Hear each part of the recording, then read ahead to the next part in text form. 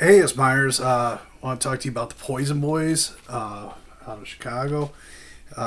This record, Out of My Head, is on Deadbeat Records of Cleveland. Um, anyways, Poison Boys, fucking dig them. They're melodic, driving, like really good punk and roll. I dig them. Ironically, I got email the other day from them. We're talking about doing a split at Sioux, my record label, Sioux, doing a split with them and Thunder Roads, the Japanese punk and roll band. You probably saw my review of the Thunder Roads Thunder City album. But anyways, want to talk about this one. Poison Boys, Out of My Head. Cover looks like Santa Chicago Alley, man. I mean, Al Capone shit, just Santa Alley. You know, like some vernacular from has come out of Chicago as far as like gangway is a Chicago term of for gangsters in the alleys, and so it just become part of English language and English vernacular. So anyways, what you get in here is a printed lyric sheet sleeve or liner notes, just one side, blank on the other, and you get a paper sleeve, and it's just plain black vinyl. Here's what she looks like. Sorry, suppose I should have the fucking band name up. That helps. So, same center label, front and back, just different songs on each side, and I dig these guys. I mean, talking to them and whatnot about the possibility of doing a split with them and Thunder Roads. There's a reason why I'm fucking interested. If I didn't like the band, I wouldn't be wanting to put them out.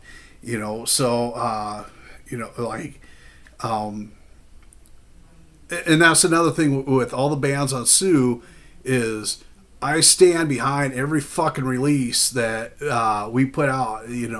Whether it be New Brutarians or the Owl or any of my fucking bands, Emily and the Blackouts,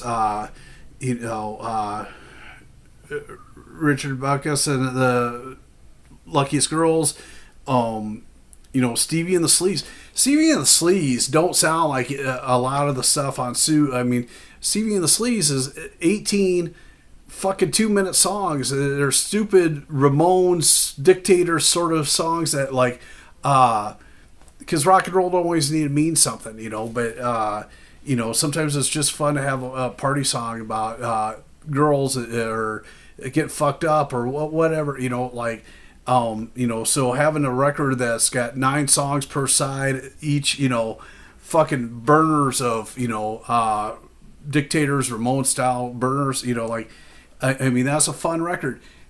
Completely different than like the emotional shit that, on the Richard Backus and the Luckiest Girls record, which, that one, I mean, he's got songs about suicide and shit like that where, doing a self-evaluation of, this kind of an intense record, great record, but that's kind of the yin and the yang that, I want to encompass on my label of, the world of punk and roll is vast. And, I'm trying to model my label after Sympathy or Crypt, and you look at the Sympathy catalog. I mean, fucking Long Gone John put out, I don't know, like 750 fucking releases, over, the course of how, I mean, I think he got going in the late 80s and kind of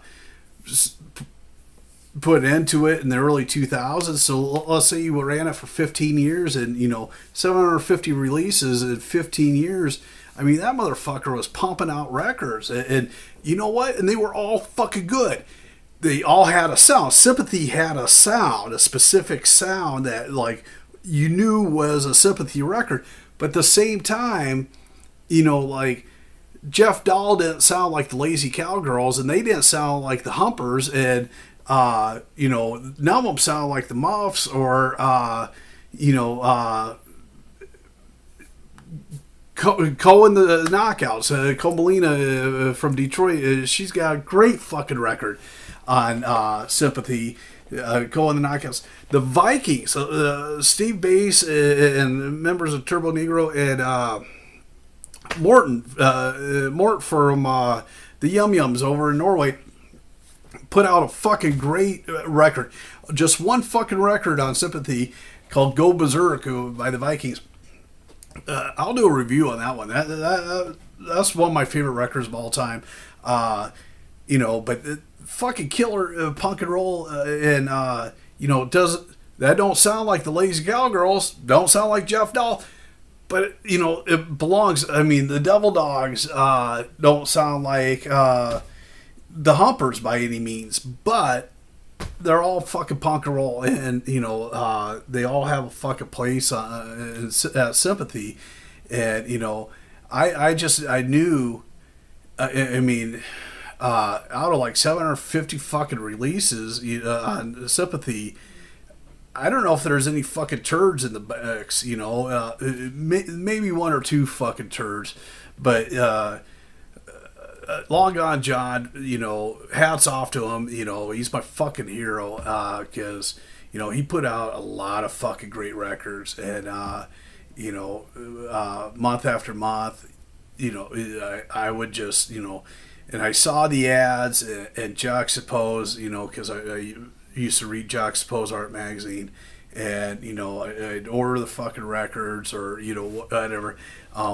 Find them in record stores in Omaha or wherever. And, but yeah, I mean, Sympathy is an amazing label, and that's what I'm aiming to.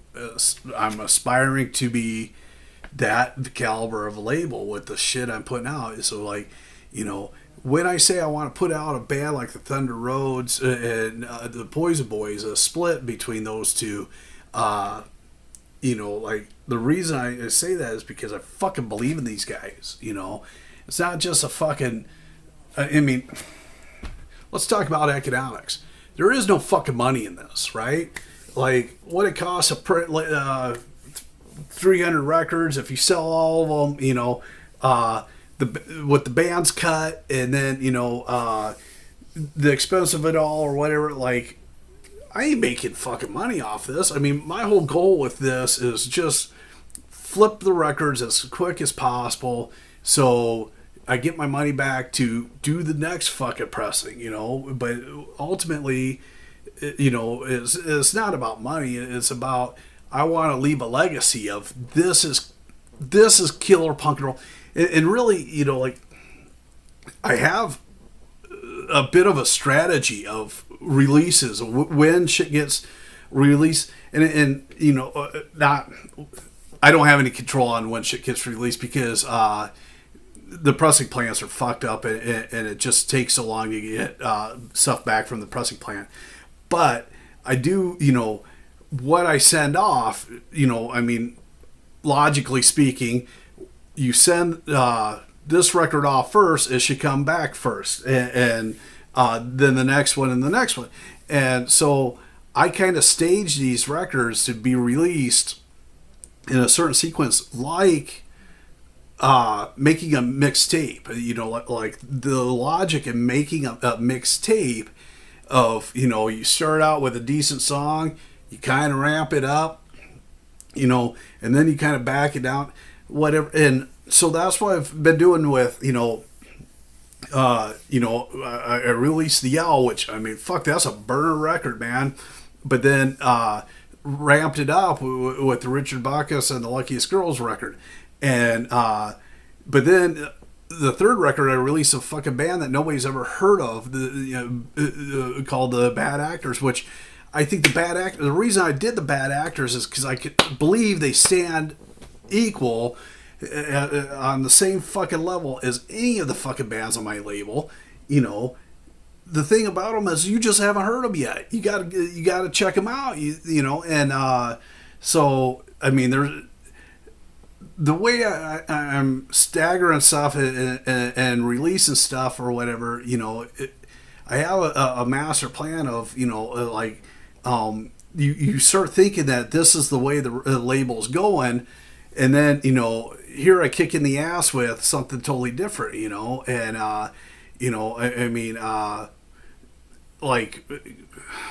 let's say, for example, the Hector Penalosa album. Hector's album is really airy and it's got great pop sensibilities to it. Like, I would describe it as being like a fun summertime, like George Harrison with the top down, driving through the desert with the wind in your hair, sort of a record that you blast, and is a fun record. It's got great pop hooks to it. The next record after that, Lower East Side Stitches, and like the Lower East Side Stitches are like boom, boom, boom in your face, and knock you down and steal your beer, or which is great. I love the Lower East Side Stitches, but it's the shifting gears of the juxtaposition from this style.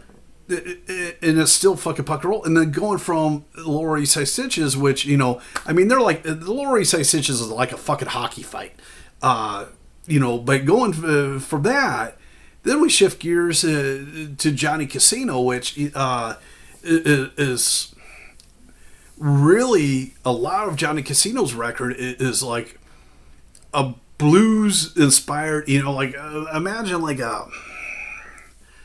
Oh fuck! I don't know how to describe this. Like driving fucking Roadhouse blues, sort of. Some Roadhouse blues band. Some Stevie Ray Vaughan inspired fucking. Friday night Roadhouse blues band. At your local bar or whatever. But Johnny. It isn't that, like Johnny Casino's record, it has that element, but elevated. But here's that shitty fucking Roadhouse blues band, your local bar.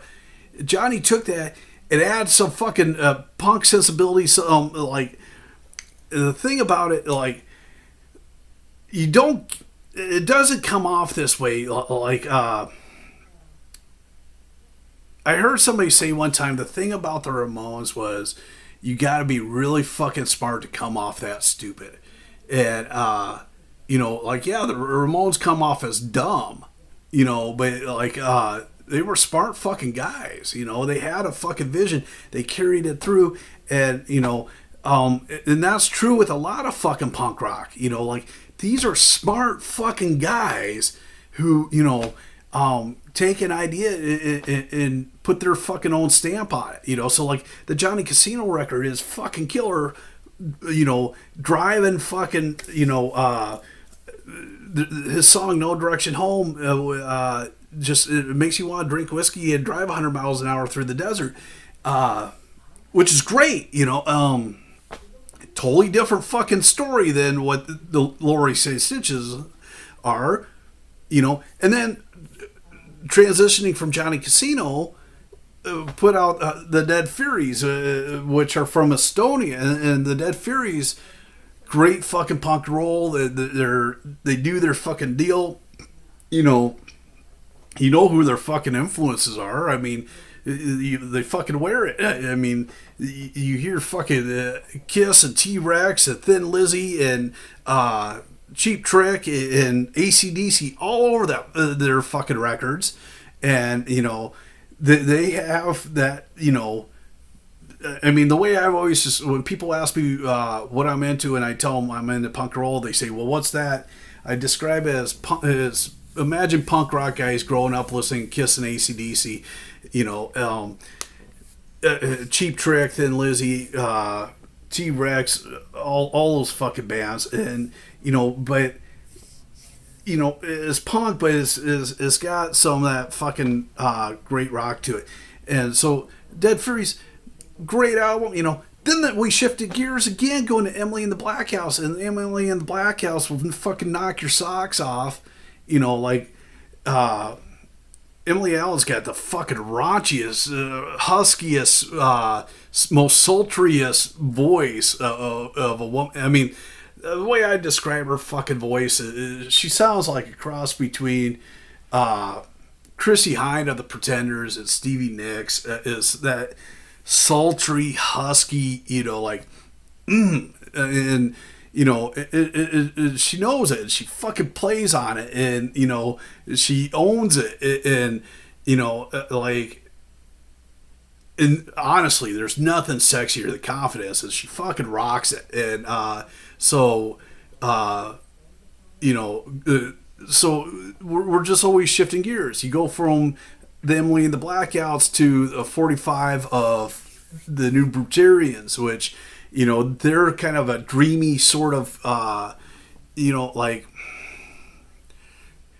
college rock. You know, it's like late 80s fucking alternative college rock with a punk and roll influence. And you know, they did 45 with us, and then we go to Pat Todd and the Rank Outsiders, which fucking rocked.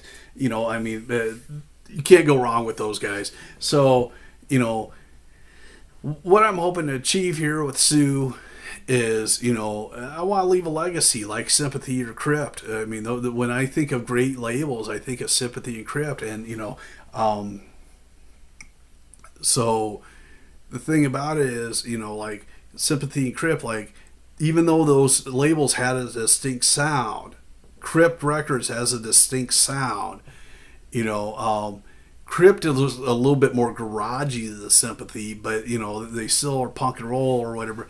I mean, like on Crypt, the Crypt put out Devil Dogs, but they also put out the Oblivions. Neither of those bands sound alike, but they have that Crypt sound to them, and that's what I'm hoping to achieve. So when the Poison Boys talked to me about doing a split with Thunder Roads, man, I'm psyched.